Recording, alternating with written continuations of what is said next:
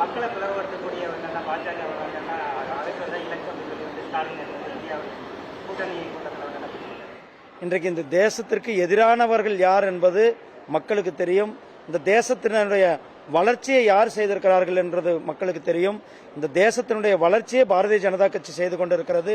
இந்த தேசத்தை கொள்ளையடிப்பதை, இந்த தேசத்தினுடைய ரீசோர்ஸை கொள்ளையடிப்பதையும் ஊழல்களை செய்வதுதான் இந்தி கூட்டணியாக இருந்து கொண்டிருக்கிறது. உங்களுக்கு எல்லாம் தெரியும் 2G எவ்வளவு பெரிய ஊழல், அது குறிப்பாக நம்முடைய நீலகிரி தொகுதியை சார்ந்த திரு ராஜா அவர்கள் ஈடுபட்ட அந்த ஊழல் கேஸ்ல அப்பீல் நடந்து கொண்டிருக்கிறது உங்களுக்கு தெரியும். அந்த வழக்கில் என்னைக்கு கூட ஜட்ஜ்மெண்ட் வர்றதுக்கு தயாராக இருக்கிறது என்பதை தகவலையும் உங்களுக்கு சொல்லிக் கொள்ளுவேன்.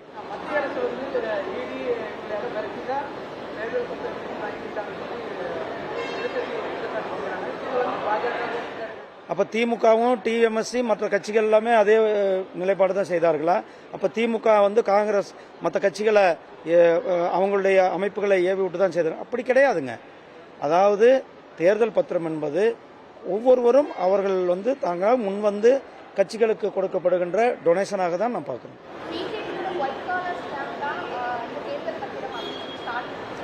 அதான் அப்போ ஒயிட் காலர் ஸ்டாம்ப் வந்து இன்றைக்கு தமிழ்நாட்டில் அப்போ அதிகமான நிதி வாங்கியிருக்கிறது திராவிட முன்னேற்ற கழகம்.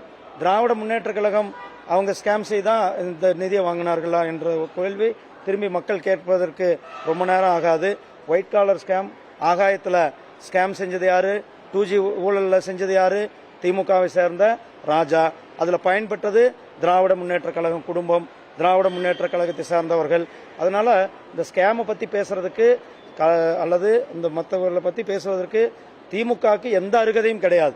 கடந்த 10 ஆண்டுகளாக மாண்புமிகு பிரதமர் திரு நரேந்திர மோடிஜி அவர்கள் ஒரு மிக சிறந்த எந்த ஒரு அமைச்சர் மேலையும் எந்த ஒரு பாராளுமன்ற உறுப்பினர்கள் மேலையும் கூட சின்ன ஒரு குற்றச்சாட்டு கூட சொல்ல முடியாத அளவுக்கு சிறந்த ஒரு நிர்வாகத்தை, ஊழலற்ற நிர்வாகத்தை நாம் கொடுத்து கொண்டிருக்கிறோம். ஊழலுடைய மறுபக்கம் திராவிட முன்னேற்ற கழகமும் இந்தி கூட்டணியும்.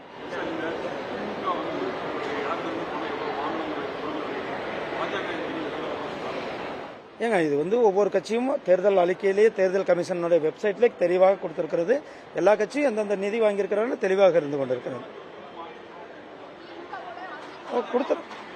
ஏங்க ஒவ்வொரு கட்சியும் கொடுத்து கொண்டிருக்கிறார்கள், அவங்களும் கொடுத்து கொண்டிருக்காங்க.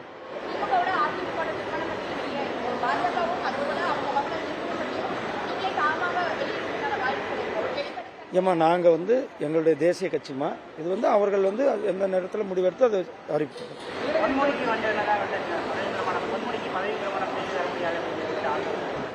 ஆளுநர் சட்ட பாயிண்ட் இல்லை, ஆளுநர் சட்ட பாயிண்ட் சொல்லி தானே சொல்லியிருக்கிறாரு.